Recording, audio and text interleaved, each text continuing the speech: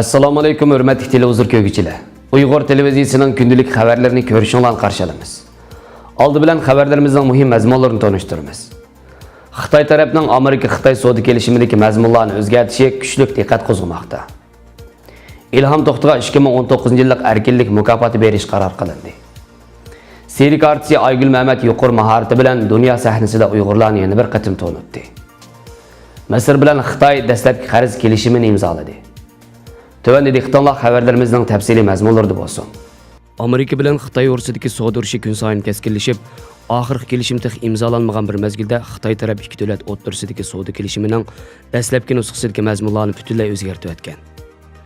Reuters agentligining 8-maydagi xabarida Xitoyning muavin bosh ministri Liu He Amerika bilan bo'lgan savdo suhbatini davomlashtirish maqsadida 9-may kuni, ya'ni bugun Washingtonga yetib keladi ekan.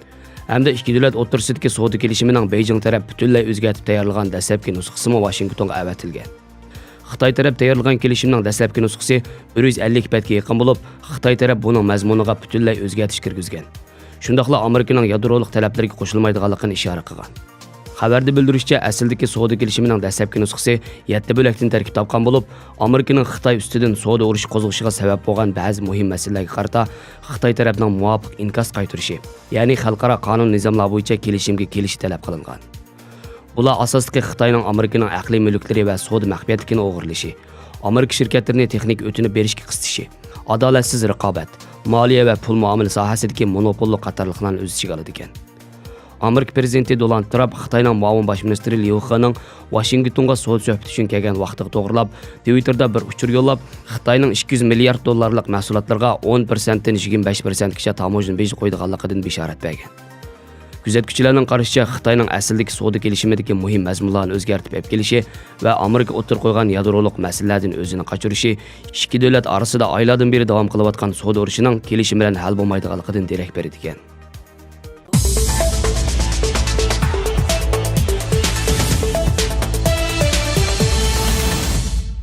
Mashhur Uyg'ur ziyolisi Ilhom To'xtiga Amerika Erkinlik saroyining 2019-yillik erkinlik mukofotini berish qaror qilindi.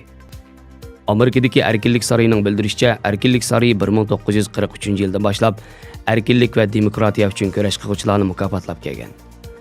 Erkinlik saroyining uqtirishida ko'rsatilishicha, 2019-yillik erkinlik mukofotining Uyg'ur ziyolisi Ilhom To'xti, liderlik mukofotining Microsoft shirkatining raisi Brad Simmons, Tonish va o'stirish mukofotining Misrlik satirik asar yozuvchisi va komediya artisti Bosim Yusuf qatorliq 3 kishiga berilganligi bildirilgan. Erkinlik saroyining to'rbetidan ma'lum bo'lishicha, mukofotlash murosimi 8-may kuni Amerika poytaxti Washingtondagi Erkinlik saroyida o'tkazilgan bo'lib, murosimga Ilhom To'xtining Amerikadagi qizi Javhar Ilhom va Amerikadagi bir qism Uyg'ur faoliyatchilari taklif qilingan.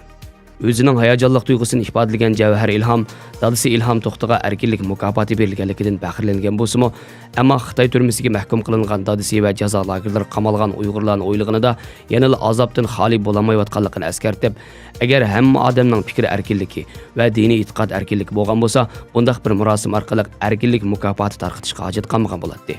Men mushundaq bir kunning yetib kelishini orzu qilaman degan.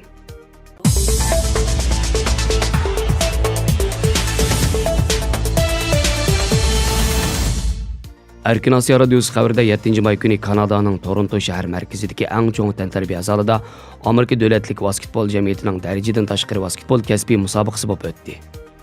Kanadada o'tkazilgan bu qatimki musobaqada Toronto Raptors komandasi bilan Amerika Philadelphia 76 komandasi keskin raqobatlashgan bo'lib, har qaysi televiziya kanallarida bir vaqtda naq maydondan tarqatildi. Mazkur musobaqani yana 20 mingdan ortiq kishi naq maydondan ko'rgan bo'lib, musobaqa orasida tuyuqsiz yangrgan "Men Uyg'ur" degan mushundaq Uyg'urcha naqsha barliq tomoshabinlarning alohida diqqatini tortgan. Taklif bilan o'yin ko'rsatgan Uyg'ur serik artisti Aygul Mehmet Uyg'ur naqsiga moslashtirib, nafs Uyg'ur usul harakatlari bilan o'rinlagan yuqori texnikalik serik mahorati zo'r olqishga erishgan. Aygul Mehmet Uyg'ur an'anaviy nusxalar bilan loyihalangan ko'k ranglik sahna kiyimi kiyib, Uyg'ur degan mushundaq degan naqshaga jo'r bo'lib, Uyg'ur usuli kirishtirilgan chambarak o'yinish mahoratini o'rindab, Uyg'urlarni dunyo ahliga yana bir qatim tanishtirdi.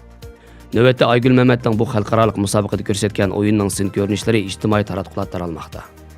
İnkaslardan ma'lum bo'lishicha, Uyg'urlar Xitoy tarafidan madaniyat qirg'inchiligiga uchrayotgan, Uyg'urlarning bir qism dangdor artistlari lagerlar qamalgan mushundaq bir vaziyatda, Uyg'urlarning tunilgan serik artisti Aygul Mehmetning qaytadan dunyoviy bir maydonda o'z mahoratini Uyg'ur san'ati bilan birlashtirib namoyon qilishi chet ellardagi Uyg'ur jamoatiga zo'r ilhom baxsh etgan. Aygül mazkur o'yin qo'yish fursatini Uyg'urlarni va Uyg'ur madaniyat san'atini tanitadigan yaxshi fursat deb bilib, kiyimi va muzikasini o'zi tanlash sharti bilan o'yin qo'yish taklifini qabul qilgan. Shundaqla bu qatimliq o'yinni o'rinlash orqali namoyish qilgandek qo'yib keldim. Men Uyg'ur, biz Uyg'urlar mushundaq deb ko'rsatilganimdan o'zimni bak hayajonlandim degan.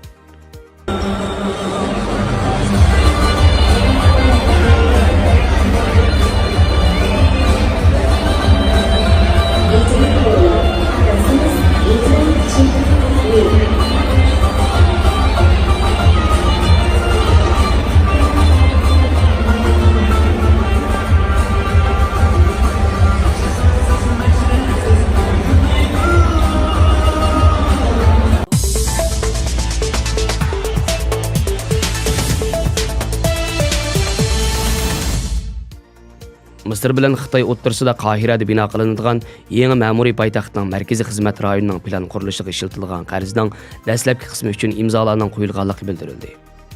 Xitoy bilan Misr o'rtasida Qohiraning sharqida qurilishi davomlashayotgan yangi ma'muriy poytaxtning markaziy xizmat rayonining inshooti uchun ishlatilgan jami 3 milliard dollarlik qarz kelishimining dastlabki qismi uchun imzolar qo'yildi. Misr Turalg'u ministerligining bayonotiga asoslanganda markaziy xizmat rayoni bino qilish uchun ishlatilgan 3 milliard dollarlik qarzning 834 million dollarlik dastlabki qismi uchun imzo qo'yilgan. Loyihani pul bilan ta'minlaydigan Xitoy banklari bilan Misr o'rtasida tuzilgan kelishimga imzo qo'yish marosimiga Misrning Turalg'u ministri Asim Al-Jazzar qatnashgan. Imzo qo'yilgan dastlabki qarz qismining yangi poytaxtga selinadigan 7 egiz binoning plan qurilishlariga ishlatilganligi qayd qilindi. Misr Turalg'u ministri Asim Al-Jazzar o'xshamagan maqsadlarda selinadigan jami 20 egiz binoning plan qilinganligini, ulardan birining 385 metr egizligi bilan Afrikadagi eng egiz bino bo'ladiganligini bildirdi. Misr prezidenti Abdul Fattah Sisi mezgilida Qohiraning sharqida va Suvays kanali atrofida qurilish boshlangan yangi ma'muriy rayonga 6 million 500 ming nufus sig'adiganligi bildirilmoqda. Xabarlarimizni ko'rganingizga rahmat. Ko'rishguncha omon bo'linglar. Xayr xo'sh. Allohga omonat.